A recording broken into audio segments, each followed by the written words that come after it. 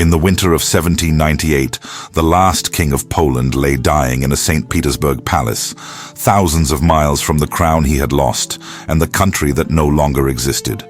Stanisław August Poniatowski had outlived his kingdom, his dynasty, and the great love of his life. But the secret that had shaped his reign, guided his decisions, and ultimately contributed to the downfall of an entire nation, would remain buried for 2 centuries. This is the story of a king whose heart belonged not to any queen, but to his English mentor, a relationship so intense that historians now describe it as the defining force of his life and the hidden key to understanding one of Europe's most tragic monarchs. Stanisław Antoni Poniatowski was born on January 17, 1732, into Polish aristocracy at Włocin, in what was then the Polish-Lithuanian Commonwealth. According to contemporary accounts, he was the 4th son among 8 surviving children of Princess Konstancja Czartoryska and Count Stanisław Poniatowski. Historical records indicate that his upbringing differed markedly from his brothers. His father, frequently absent on diplomatic missions, left the boy's education largely to his mother and her ladies-in-waiting. Documents suggest that young Stanisław showed little interest in traditional noble pursuits. He avoided hunting, had no appetite for military training, and notably abstained from alcohol, which contemporary sources note set him apart from the hard-drinking Polish nobility. Instead, the future king gravitated toward what one biographer describes as the company of artists and books. Court records indicate he preferred intellectual conversations to physical activities, leading some observers to question his fitness for traditional masculine roles. His mother reportedly doted on him with unusual intensity, perhaps compensating for her husband's absence. If you're fascinated by these untold stories of royal history, make sure to subscribe, because what happened next would change the course of European history forever. Everything changed in 1750 when 18-year-old Stanisław traveled to Berlin for medical treatment and encountered Sir Charles Hanbury Williams, the British ambassador to Prussia. Williams, then 42, was a sophisticated diplomat, poet, and member of Britain's ruling elite. According to their preserved correspondence, now housed at Yale University's Lewis Walpole Library, the meeting sparked what scholars describe as an extraordinarily intense relationship. Historical documents suggest that Williams immediately took the young Pole under his protection, becoming what one historian characterizes as both mentor and father figure. Their correspondence, analyzed by modern scholars, including Richard Butterwick Pawlikowski of Cambridge University, reveals what academic sources now term an emotional attachment, intense even by 18th century standards of friendship. The relationship was, according to documented evidence, paternal and filial in nature, though historians note that the boundaries between mentorship and deeper affection in that era remain subjects of scholarly interpretation. Williams guided Stanisław through the complexities of European diplomacy and aristocratic society. When the ambassador received his next posting to St. Petersburg in 1755, he made a decision that would alter Poland's fate forever. He invited young Poniatowski to join him as his private secretary. But neither man could have predicted that this journey to the Russian capital would lead to a scandal involving the future Empress Catherine the Great and set in motion events that would place Stanisław on a throne he was never meant to occupy. Berlin in 1750 was a city of intrigue, where diplomats gathered intelligence, nobles sought advancement, and young men could find their destinies transformed by a single encounter. For 18-year-old Stanisław Poniatowski, recovering from illness in the Prussian capital, that transformative moment came when he met Sir Charles Hanbury Williams, Britain's most charismatic ambassador. What began as a casual meeting would evolve into one of the most documented relationships in 18th century European history. Contemporary accounts describe Williams as a man of extraordinary charm, known throughout European courts for his sharp intelligence and satirical poetry. At 42, he had established himself as one of Britain's most effective diplomats, equally comfortable negotiating treaties and entertaining aristocrats. Historical records suggest that Williams possessed what one contemporary called The sprightliness and subtlety of his conversation, his caustic replies, and the great elegance of his manner. According to preserved documentation, Williams immediately recognized something special in the young Pole. Diplomatic correspondence indicates that he took Stanisław under his protection with unusual swiftness and dedication. Scholars who have studied their relationship note that Williams became far more than a casual mentor. He essentially adopted the role of surrogate father to a young man whose own father had been largely absent. Over the following months, historical sources reveal that Williams guided Stanisław through the sophisticated world of European diplomacy. They traveled together through Poland, Lithuania, Saxony, Austria, Hanover, and the Netherlands, with Williams introducing his protégé to statecraft, court etiquette, and the complex alliances that governed Europe. Documents from Williams' extensive papers, now at Yale University's Lewis Walpole Library, chronicle their journeys and deepening bond. What makes their relationship particularly fascinating to modern historians is the intensity of their emotional connection, documented in extensive correspondence. Richard Butterwick Pawlikowski, a leading scholar of the period, describes their attachment as intense, even by 18th century standards of friendship. The letters reveal what academic sources characterize as a relationship that was simultaneously intellectual, emotional, and transformative for both men. Williams appears to have seen in Stanisław not just a diplomatic apprentice, but a young man whose potential he was uniquely positioned to cultivate. Contemporary accounts suggest that under Williams' guidance, the shy Polish nobleman blossomed into a sophisticated courtier, learning to navigate European politics with increasing skill and confidence. But their relationship transcended mere professional mentorship. Historians who have analyzed their correspondence note an emotional depth that suggests genuine affection and mutual dependence.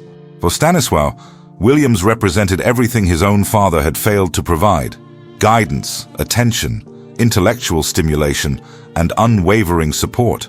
For Williams, the brilliant young Pole may have fulfilled his own need for legacy and meaning in a career often marked by cynicism.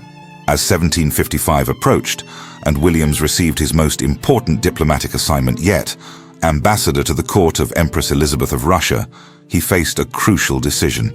He could leave his protégé behind in the relative safety of European courts, or bring him into the most dangerous and opportunity-rich environment in Europe. The choice he made would change the course of Polish history, but it would also test their relationship in ways neither man could have imagined. St. Petersburg in 1755 was the glittering capital of an empire where fortunes were made and destroyed by imperial whim, and one misstep could mean exile to Siberia or worse. Into this dangerous world, Sir Charles Hanbury Williams brought his 23-year-old protégé as his private secretary, believing he could protect the young man he had come to regard as a son. But neither could have anticipated that within months, the future King of Poland would become entangled in a scandal that would reshape Europe's political map. Contemporary accounts describe the Russian court as a maze of competing factions, secret alliances, and deadly rivalries. Williams, appointed British ambassador, had been tasked with securing a crucial alliance between Britain and Russia against Prussia. Historical records indicate that he immediately recognized his mission's complexity and the value of having a trusted aide who could navigate the court's social intricacies while he focused on diplomatic negotiations. According to preserved documentation, Williams formally introduced Stanisław to court society in June 1755. Among those present was Grand Duchess Catherine, the German-born wife of future Tsar Peter III. Diplomatic correspondence from the period suggests that the meeting between the young Polish nobleman and the equally young Grand Duchess was immediately significant, though the full implications would not become clear for months. Historical sources reveal that by December 1755, Stanisław and Catherine had begun what contemporary accounts describe as a dangerous liaison. The affair, documented in later memoirs and diplomatic reports, was conducted with extreme secrecy due to potentially catastrophic consequences for both parties. For Catherine, discovery could mean imprisonment or death at the hands of her volatile husband. For Stanisław, Exposure would mean not just personal destruction, but the collapse of William's diplomatic mission. Scholars who have studied the period note that Williams found himself in an impossible position. He needed to protect his protégé from the deadly consequences of court intrigue, while recognizing that Stanisław's relationship with Catherine could potentially advance British interests if managed carefully. Documents from Williams's extensive correspondence suggest that he walked this tightrope with considerable skill, simultaneously shielding Stanisław while attempting to extract diplomatic advantages. Contemporary accounts indicate that Williams employed various strategies to protect his secretary. He arranged for Stanisław to sometimes enter the Winter Palace disguised as a musician, allowing him to visit Catherine without attracting hostile attention. Historical records also suggest that Williams used his own diplomatic immunity to shelter Stanisław from the worst consequences of court suspicion. But the danger was escalating rapidly. According to documented reports, Tsar Peter III had begun to suspect his wife's infidelity, and the powerful Shuvalov family, rivals of the British-backed faction, were gathering intelligence about foreign influences at court. Intelligence reports from the period indicate that Alexander Shuvalov's secret police were actively investigating Catherine's activities and her known associates. By mid-1756, Williams had reached a stark conclusion. His protégé's life was in immediate danger. The ambassador who had brought Stanisław to St. Petersburg to advance his career now faced the heartbreaking necessity of sending him away to save his life. But neither man could have predicted that this forced separation would lead to the most intense correspondence of their relationship, letters that would expose the true depth of their emotional bond, while Catherine plotted to make her former lover a king. August 1756 marked the beginning of the most revealing period in the relationship between Williams and Stanisław. With his protégé safely removed from St. Petersburg's deadly intrigues, the British ambassador found himself engaged in a secret correspondence that would illuminate the true nature of their bond. These letters, preserved against all odds and now housed in archives across Europe, offer historians an unprecedented window into one of the 18th century's most complex emotional relationships. Contemporary documentation reveals that Williams immediately began working to secure Stanisław's return to Russia, but under diplomatic immunity as a Saxon representative. During this period, the separated men poured their emotions into letters that historical scholars now describe as extraordinarily intimate for their era. Modern analysis of their correspondence reveals what Richard Butterwick Paulikowski characterizes as a relationship that transcended conventional mentorship. The letters document not just political maneuvering, but genuine emotional distress at their separation. Historical sources suggest that Williams experienced what contemporary accounts might recognize as parental anguish at being separated from the young man who had become central to his emotional life. Meanwhile, Williams found himself caught in triangular correspondence. Catherine, now Empress-in-Waiting, was desperately writing to the British ambassador, pleading for help in bringing Stanisław back to her side. Her letters, published in 1928 by scholars who gained access to Russian state archives, reveal the intensity of her feelings while demonstrating William's unique position as confidant to both lovers. Tell me in the comments what part of this story shocks you the most so far. And if you're enjoying this documentary, make sure to subscribe for more stories like this. Academic analysis of the Williams Poniatowski correspondence reveals layers of meaning that scholars continue to debate. On the surface, the letters discuss diplomatic strategy and practical arrangements for Stanisław's return. But historians who have studied the emotional undertones note language that suggests what one academic describes as an attachment that defies simple categorization. The letters document William's extraordinary efforts on Stanisław's behalf.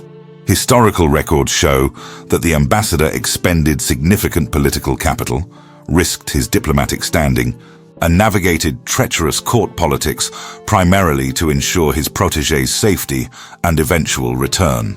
Scholars note that such dedication was unusual even by 18th century patronage standards.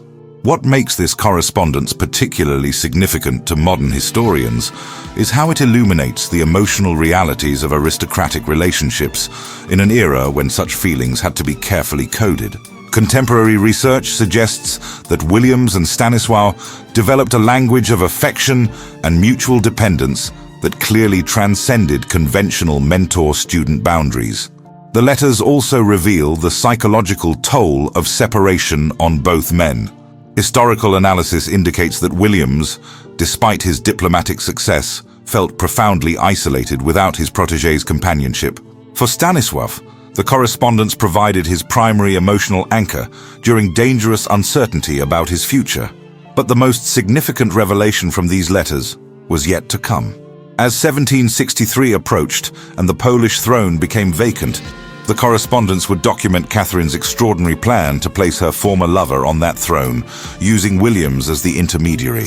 What began as a mentor's protection of his protégé was about to transform into one of history's most audacious political schemes. September 7th, 1764, should have been the greatest day of Stanisław August Poniatowski's life. Standing before the assembled nobility at Wola, near Warsaw, he heard his name proclaimed as the newly elected King of Poland and Grand Duke of Lithuania. But even as the crown was placed upon his head, everyone present understood the truth that would define his entire reign. This was not a Polish king chosen by Polish nobles, but a Russian puppet installed by his former lover, Empress Catherine II, with 5 million rubles and the implicit threat of military force. Historical records reveal the extraordinary circumstances that brought Stanisław to the throne. When King Augustus III died in 1763, leaving the Polish succession open, Catherine saw an opportunity to place a compliant ally on her western border.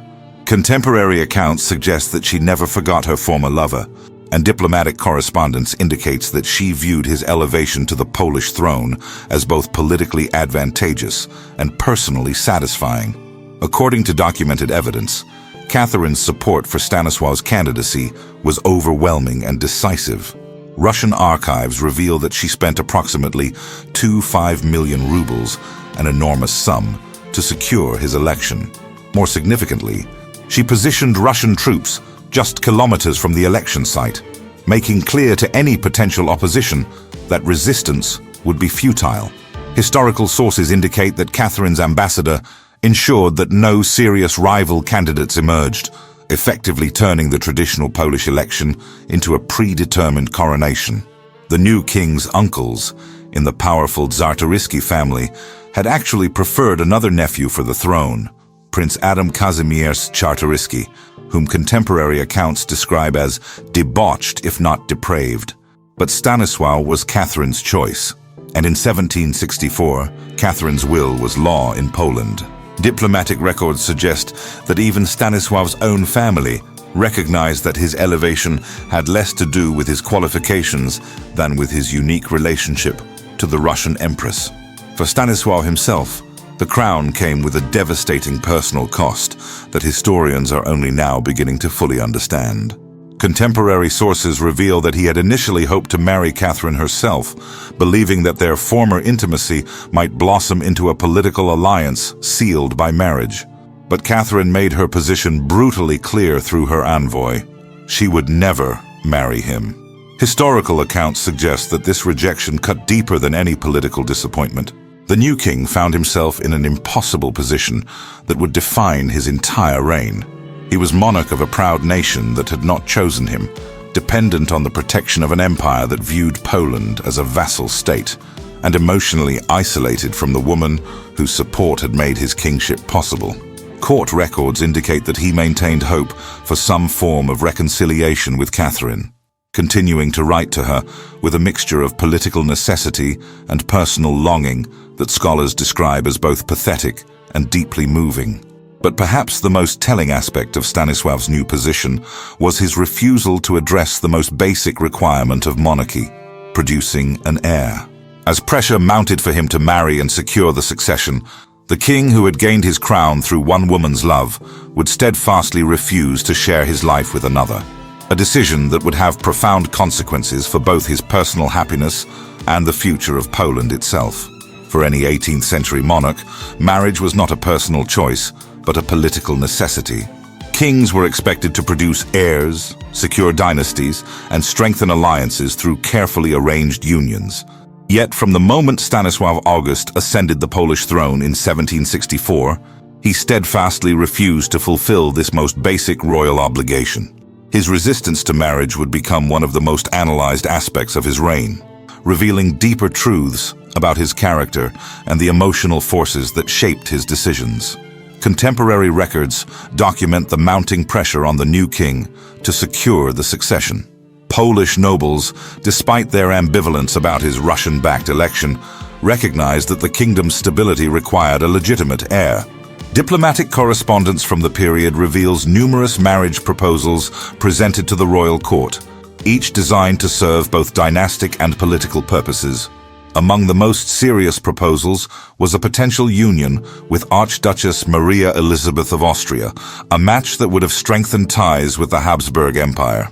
Historical sources also indicate discussions about a marriage to Princess Sofia Albertina of Sweden, despite the religious complications such a union would entail. According to documented evidence, these proposals were not merely diplomatic feelers, but serious negotiations that reached advanced stages.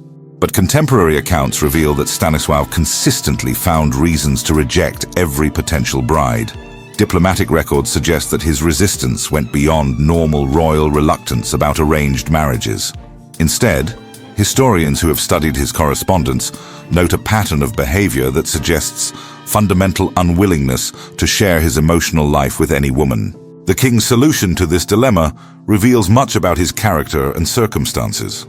Rather than marry, he appointed his favorite niece, Ursula Zamoyska, to serve as the ceremonial hostess of his court.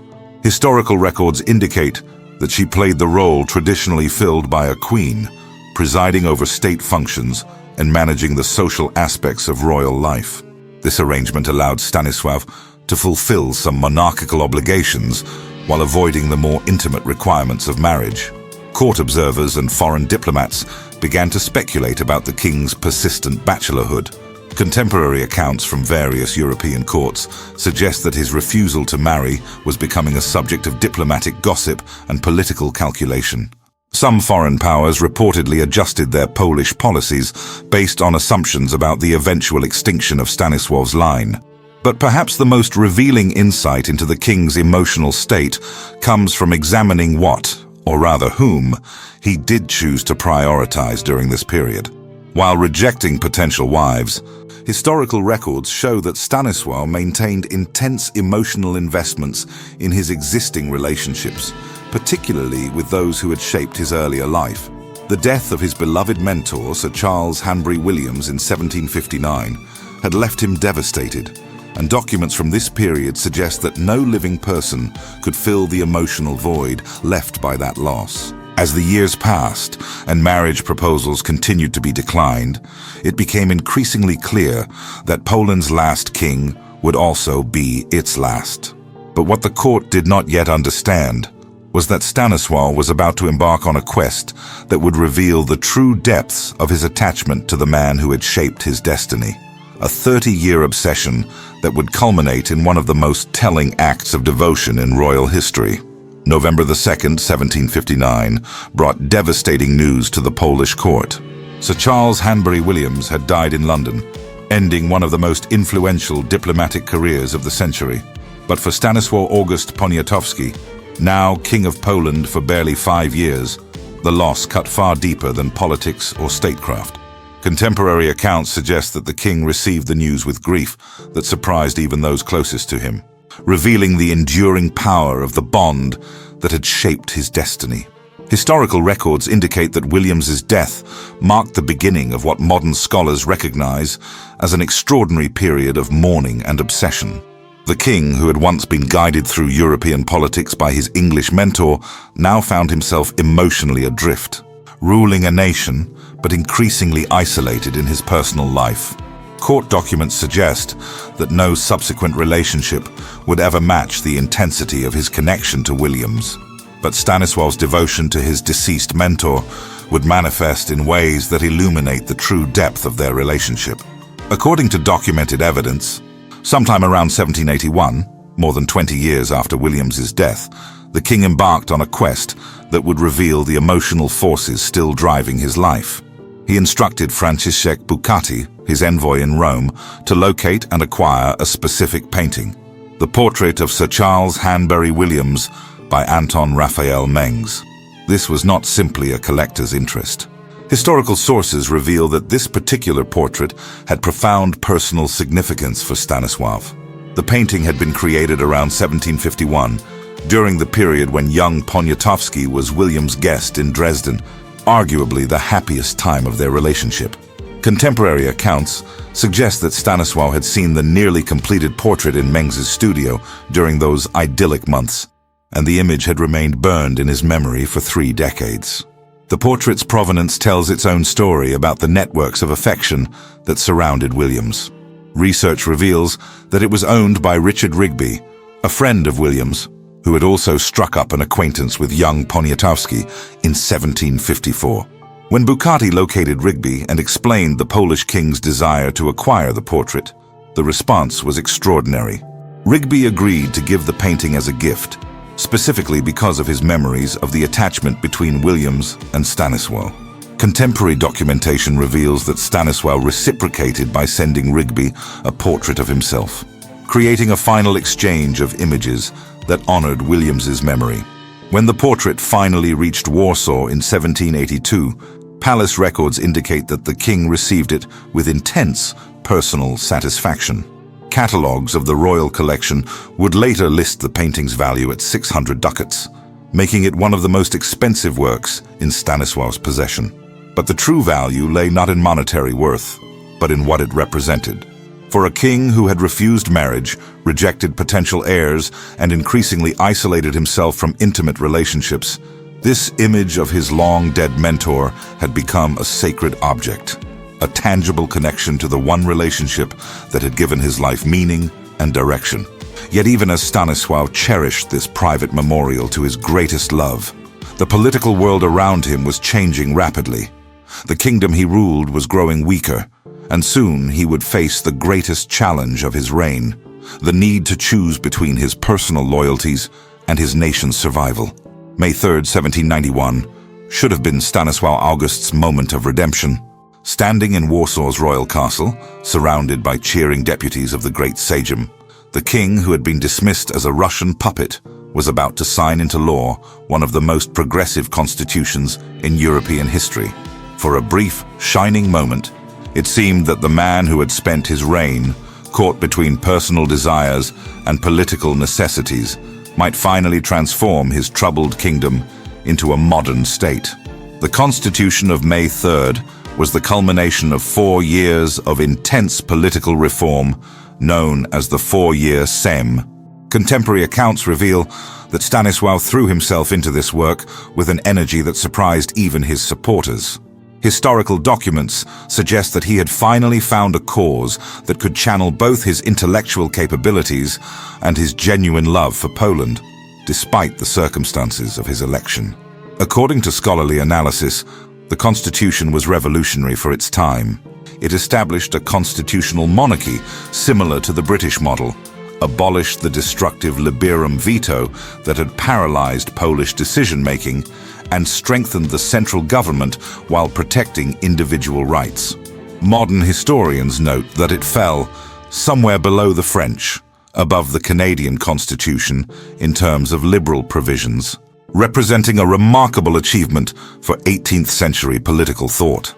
But even as Stanisław celebrated this triumph, the forces that would destroy both the Constitution and Poland itself were already mobilizing. Contemporary records indicate that neighboring powers, particularly Russia, Prussia, and Austria, viewed the reformed Polish state as a direct threat to their own interests. A strong, unified Poland could challenge the balance of power that had allowed these empires to dominate Eastern Europe. The response was swift and devastating. Historical sources reveal that a group of Polish nobles, led by the Targowica Confederation, allied themselves with Empress Catherine II to oppose the constitution. These nobles, ironically, preferred foreign domination to domestic reform, viewing the new laws as threats to their traditional privileges. Diplomatic records suggest that Catherine, who had once placed her former lover on the Polish throne, now saw him as a dangerous reformer who had exceeded his intended role. In 1792, Russian armies crossed into Poland, ostensibly to restore the old system, but actually to destroy Polish independence forever. Contemporary accounts describe Stanisław's anguish as he watched the kingdom he had tried to modernize crumble under foreign invasion. Military records indicate that Polish forces, led by heroes like Tadeusz Kościuszko, fought valiantly but were overwhelmed by superior numbers. The king found himself facing an impossible choice that would define his historical legacy. He could fight on, risking the complete destruction of Poland and its people, or he could capitulate and hope to preserve something of the nation he loved. Historical sources suggest that Stanisław chose what he believed was the lesser of two evils, joining the Targowica Confederation in a desperate attempt to prevent total annihilation. But this decision, made from motives that scholars now recognize as complex and arguably patriotic, would ensure his reputation as a traitor for centuries to come. The Second Partition of Poland in 1793 reduced his kingdom to a rump state, and soon even that would be swept away, leaving Stanisław to face the final, most devastating consequence of his long, tormented reign. November 25th, 1795, marked the end of more than 8 centuries of Polish independence. With the Third Partition, the Polish-Lithuanian Commonwealth ceased to exist, carved up between Russia, Prussia, and Austria. For Stanisław August Poniatowski, this date represented not just the end of his reign, but the final collapse of everything he had tried to preserve through 3 decades of impossible compromises and heartbreaking choices. Contemporary accounts describe the former king's state during these final months as one of profound despair. Historical records indicate that he had abdicated his throne earlier that year, recognizing that Poland's fate was sealed. But even abdication could not free him from the consequences of his Russian-backed election 30 years earlier.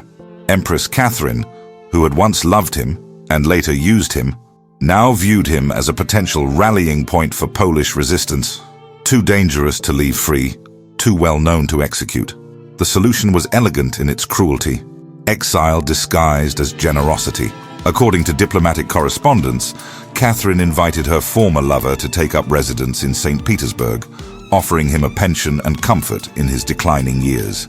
Historical sources suggest that Stanisław understood this was not truly an invitation, but a command, and that refusal would likely result in far worse consequences. In early 1797, the man who had once been king of one of Europe's largest states arrived in St. Petersburg as little more than an honored prisoner. Contemporary accounts describe him taking up residence in the Marble Palace, surrounded by luxury but stripped of all meaningful power or purpose. For a man whose entire adult life had been defined by his relationships, first with Williams, then with Catherine, finally with Poland itself, this isolation proved devastating.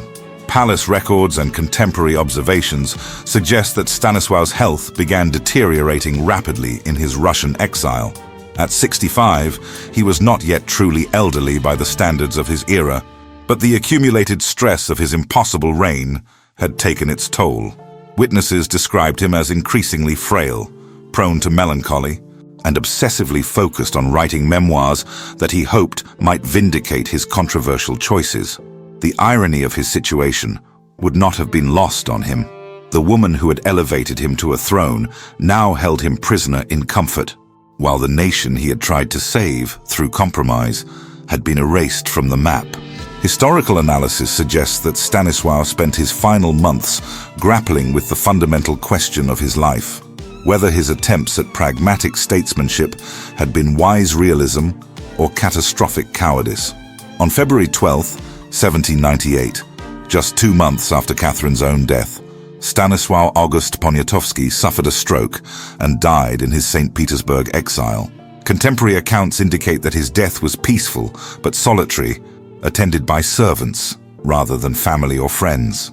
The man who had once danced in Vienna's ballrooms, fallen in love in St. Petersburg's palaces, and signed one of Europe's most progressive constitutions, died as he had lived his final years, alone, far from home, and haunted by the choices that had defined his extraordinary and tragic life.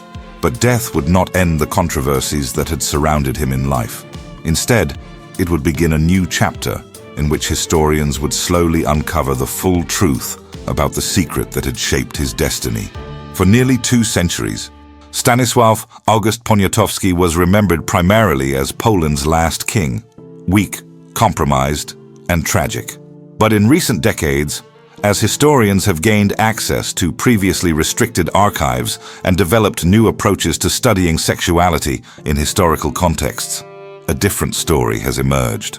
The secret that shaped his life and influenced his reign was not political weakness or Russian manipulation, but something far more personal and profound.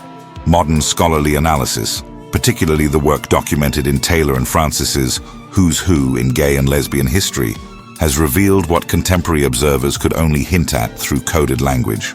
The intense emotional attachment between Stanisław and Sir Charles Hanbury Williams, preserved in their extensive correspondence at Yale University's Lewis Walpole Library, represents one of the most thoroughly documented same-sex relationships in 18th century European aristocracy. Contemporary research by scholars like Richard Butterwick-Pawlikowski has transformed our understanding of their bond. What earlier historians dismissed as conventional mentorship, modern analysis reveals as a relationship that defies simple categorization, a connection so intense that it shaped every major decision of Stanisław's life, from his reluctance to marry to his 30-year obsession with acquiring Williams's portrait. The evidence, while requiring careful interpretation due to the coded nature of 18th century communication, points to a man whose emotional and romantic life was fundamentally different from what his era expected of kings. Historical records show that he never married despite enormous pressure, appointed his niece rather than a wife as court hostess, and maintained what sources describe as an unusually intense devotion to male mentors and companions throughout his life. But Stanisław's story represents more than individual biography. It illuminates a hidden dimension of aristocratic life in pre-modern Europe. Court records and diplomatic correspondence from across the continent reveal that his situation was not unique. Scholars have identified similar patterns among other nobles of the era, suggesting a sophisticated network of aristocrats who managed to live relatively openly within their circles while maintaining public discretion.